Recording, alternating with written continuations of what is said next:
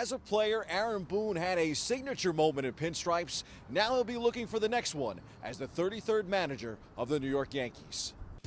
It's the New York Yankees.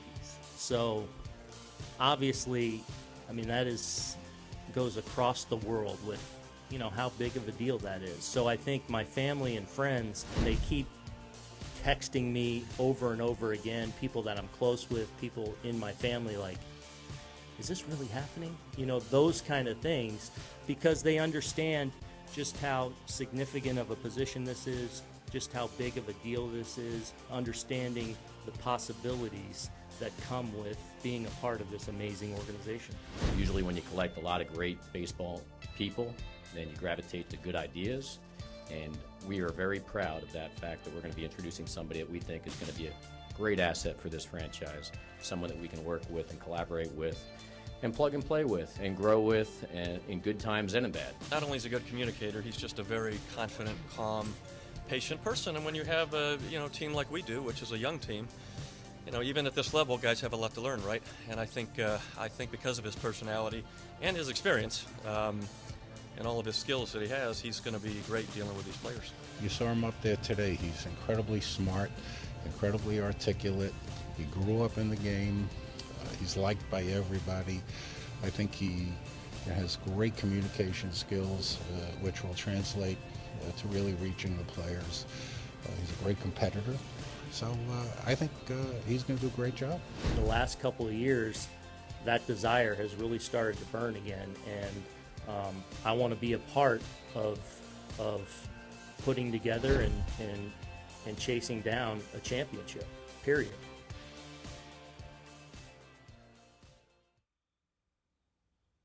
Boone signed a 3-year contract through the 2020 season with a team option for 2021. He becomes the 18th Yankees manager to have played for the club. More on the Yankees' new skipper in the C list. There will be plenty of Eli Manning jerseys in the building this Sunday at MetLife Stadium, but two people that won't be there are Ben McAdoo and Jerry Reese. The 2017 Giants were coming off a stellar 11-5 record from the previous year and were widely lauded as Super Bowl contenders. But when the season started, a series of debilitating injuries and lethargic play exposed the Giants' weaknesses, many that could be traced to years of poor draft selections by Reese. As the team's losses mounted this season, the Giants fell further into the abyss. Last week, McAdoo benched the popular longtime quarterback Eli Manning. This week, it's McAdoo and Reese that are benched. Both were fired by the Giants, and deservingly so. Steve Spagnuolo, the team's defensive coordinator and a former head coach of the St. Louis Rams, was named the interim Giants head coach. He will be a candidate to coach the team full-time next season. Kevin Abrams, the assistant general manager, will be the interim general manager. Spagnuolo reinstalled Manning as the team starter. His streak of 210 straight regular season starts ended last Sunday in Oakland. He spent his first game as a spectator since November 14th, 2004, walking around the sideline with no helmet and listening to the play calls with an earpiece. If you were curious about the outcome of the Geno Smith and Manningless Giants, here it is. Marshawn Lynch had a 51-yard touchdown run and recorded his first 100-yard rushing game since coming out of retirement to lead the Raiders to a 24-17 victory over the Giants on Sunday in New York's first game without Manning, starting in 13 years. Smith lost 2 fumbles before throwing a touchdown pass in the fourth quarter to Evan Engram for the 2-10 Giants. He wasn't awful, but he wasn't the future either. Smith finished 21 for 34 for 212 yards. The Giants face the 6-6 Dallas Cowboys Sunday at 1 p.m. Classic rivalry, not so classic season for either club. After Eli Manning's disrespectful benching, Victor Cruz will be at MetLife Stadium to support his former QB when Manning rejoins the starters. Interestingly, while Manning was benched, snapping his streak of consecutive starts, sales of his number 10 jersey spiked. The Giants failed to bounce back. The Jets, on the other hand, they did bounce back. Josh McCown scored on a 1-yard quarterback sneak with 2:15 left, and Gang Green recovered from a brutal start to hold on for a wild and wacky 38-31 win over the Kansas City Chiefs last Sunday at home. We go inside the locker room for more. Yeah, I mean, you got to win your home games, and that's important in the season is win your home games. And you got to try to steal some road games, and you know we got to protect our house, and we got to perform, and that's each week. And we've had some success doing it at home. We're going to go on the road for the next 2 weeks, so we got to prepare ourselves mentally. We got to enjoy this today and possibly tomorrow, but we got to move on, and we got better things to do. It's 1 week at a time. I mean, yeah, it's 1 week at a time, one game at a time. Especially this time of year, the games get tougher and tougher. We had a tremendous challenge today, and we were able to get a W. And this week, that challenge is going to be even greater. And so we just got to keep working, keep pressing, and trying to execute down the stretch.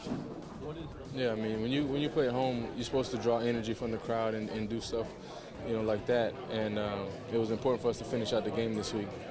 Last week we played, 3.5 good quarters of football and then didn't finish out. So this week was, important for us to do that. Yeah, I mean, we've been, like I was saying, we've been playing a lot of great games this year. We proved that we can play with the best. And, this game really shows us that we can finish when we want to. And, that's what we're going to have to keep doing is just finishing the game that we're really close to. Gave us a lot of confidence in the end, moving forward. So, we can build off this. We understand that, we didn't play our best football on defense. Has to go, off to the offense, but defense has to play better, and we understand that. McCown has been named AFC Offensive Player of the Week. He joins Brett Favre and Ryan Fitzpatrick, two ex-Jets, as the only quarterbacks over the last 15 years to win it with 3 different teams. Robbie Anderson and Jermaine Kearse are motivated by a common bond. Both came to the NFL as undrafted free agents. They have looked great for the Jets. And Anderson, who 2 weeks ago lobbied for Pro Bowl consideration after a score on TV, likely deserves some consideration. It's bowl season, and that means that the Heisman is upon us. The announcement will come Saturday night in New York City, and we will be there. Oklahoma's Baker Mayfield is undersized and has some character concerns, but he's a prolific passer, a charismatic leader, and a winner, and he'll be the Heisman Trophy winner on Saturday night. The Heisman Trophy Trust announced Monday the 3 finalists for college football's top individual award: Mayfield, Stanford running back Bryce Love, and Louisville quarterback Lamar Jackson. Last year's winner will be in attendance when the trophy is handed out. Expect Mayfield to win it. Everybody wins when it comes to a good cause like Jimmy V. Here's more from the Jimmy V Classic in our college basketball roundup. Jim Valvano delivered his famous Don't Ever Give Up speech at the 1993 ESPYs. The late, great coach's legacy lives on today through his foundation, the message against cancer, and the Jimmy V Classic, which took center stage at Madison Square Garden Tuesday night. 2 games, 1 great cause. Behind strong performances from Mikal Bridges and Phil Booth, number 4 Villanova rolled through number 12 Gonzaga 88-72 and are setting their sights on another tournament run in March. We beat a really good team. They shot 48%, and I thought we played well defensively. They got a lot of answers, but we played well. We played through foul trouble, and it's really leadership, man. Great leadership. Gonzaga's a really good team. I saw them last year, how they went to the national championship and how many guys they had returning. They have a lot of great players, a lot of older guys, a well-experienced team. So this is a very quality win for us in a game we really had to prepare hard for, a tough team to guard. It wasn't a 6-overtime marathon classic, but UConn-Syracuse still has plenty of juice. Tyus Battle scored 22 points to lead the Cuse past UConn 72-63 in the Jimmy V Classic at MSG. It was a great rivalry. We had great games, great memories. It was fun coming here. They had a huge group of fans. We had a huge group of fans. And I don't think any 2 schools are going to put more people in the Garden than what we put in there tonight. A great night at the Garden. Congrats to Nova and Syracuse. Shamari Pond scored 28 points for his 620-plus game. Justin Simon had 17 points and 11 rebounds, and St. John's held off Grand Canyon 68-60 on Tuesday night. Fordham basketball will celebrate Star Wars Day on Saturday, December 9th at Rose Hill. The women tip at 1 p.m. against local rival Iona, while the men face St. Francis Brooklyn at 3 p.m. And yes, there will be an LED Darth Vader mask giveaway and a lightsaber giveaway. Plenty of reason to see the Rams aside from basketball. Just kidding. And if you're in a giving mood, which you should be this time of year, bring an unwrapped toy to the game this month and receive a free voucher to a future game. Meanwhile, Manhattan men's basketball, which fell to Fordham 70-57 on Sunday, November 26th, returned to action in Belfast, Northern Ireland this past week. They defeated Holy Cross in the Basketball Hall of Fame Belfast Classic, but lost to Towson by 1 point. They are home for Morgan State Saturday. Thursday night was some night for the Brooklyn Nets. Live from Mexico City, playing in a 22,300-seat arena, 7,300 feet above sea level, the Nets and Oklahoma City Thunder played the first of 2 global games this weekend. They gave the fans a good one. In a defensive battle, the Nets snapped Oklahoma City's 3-game winning streak with a 195 victory, Brooklyn's 10th win of the season. The Nets converted on just 1 field goal in the final 4:38, but their defense propelled them to victory after holding OKC to just 16 points in the fourth quarter. Carmelo Anthony had 11 for the Thunder. Karis LeVert was the player of the game on both sides of the ball. He earned his first career double-double and posted a career-high 10 assists to go along with 21 points, 5 rebounds, 2 steals, and 2 block shots. He played well defensively, especially his defense against Russell Westbrook in the fourth quarter. The Nets also acquired center Jahlil Okafor from the Philadelphia 76ers on Thursday in exchange for forward Trevor Booker, another nice high upside move for the Brooklyn Nets. The 12-12 Knicks defeated Memphis 99-88 Wednesday night. They are home for Chicago on Saturday and welcome Atlanta to the Garden on Sunday. Side note here, Knicks owner James Dolan has been named as defendant in civil lawsuit against Harvey Weinstein. Surprise, surprise. On the ice, the Rangers squeaked out a 4-3 victory over Pittsburgh on the road Tuesday. They are in Washington tonight.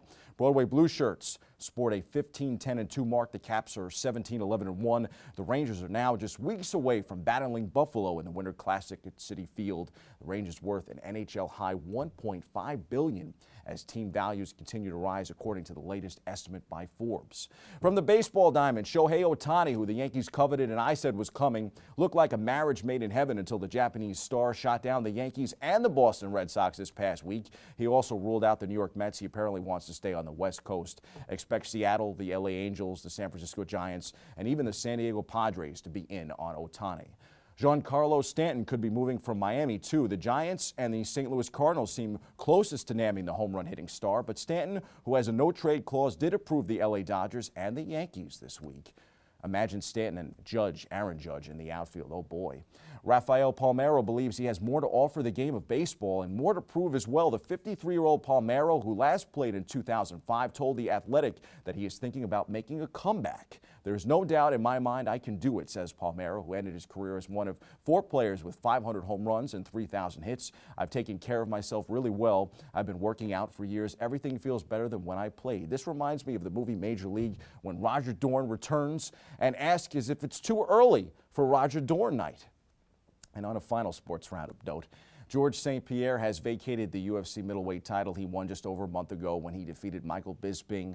The announcement comes on the heels of the French-Canadian's interview with TSN, where he suggested that he wasn't sure if he'd defend the title. And it also comes shortly after it was revealed that GSP was dealing with colitis, and it was unknown when he would be able to compete again. As a result of the announcement, interim middleweight champion Robert Whittaker has been elevated to undisputed champion and will defend the title against former champion Luke Rockhold at UFC 221 on February 10th in Australia. Whittaker, who is from Sydney, won the interim title at UFC 213 when he defeated Yoel Romero in the main event. The Aussie has won 8 fights in a row, 7 since moving up from welterweight in 2014. Those are the headlines. We hit the C-list for my perspective on Aaron Boone.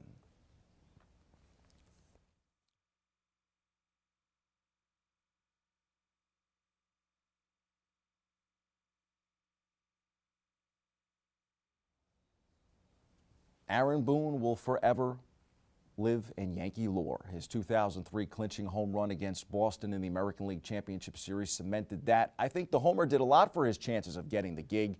What he does from here, though, will determine his ultimate place in Bronx Bomber history. He's only 44 years old, and even though he comes from a baseball dynasty of a family, he's got no managerial experience. I think he'll be good, if for no other reason than the Yankees are on the doorstep of being great, and they already have a manager, as in general manager Brian Cashman, the real Yankee skipper. After pulling the strings that helped the Yankees finish within 1 win of the World Series, Cashman was named Baseball America's Executive of the Year last week. Cashman executed a couple of blockbuster trades at the deadline this past season to help shore up some areas before the stretch run to the postseason. On July 19th, the Yankees acquired third baseman Todd Frazier and relief pitchers David Robertson and Tommy Kahnle from the Chicago White Sox in exchange for prospects Blake Rutherford, Ian Clarkin, and Tito Poyo, and veteran relief pitcher Tyler Clippard. 12 days later, Cashman dealt for Oakland A's ace pitcher Sonny Gray, giving up prospects Dustin Fowler, Jorge Mateo, and James Kaprielian.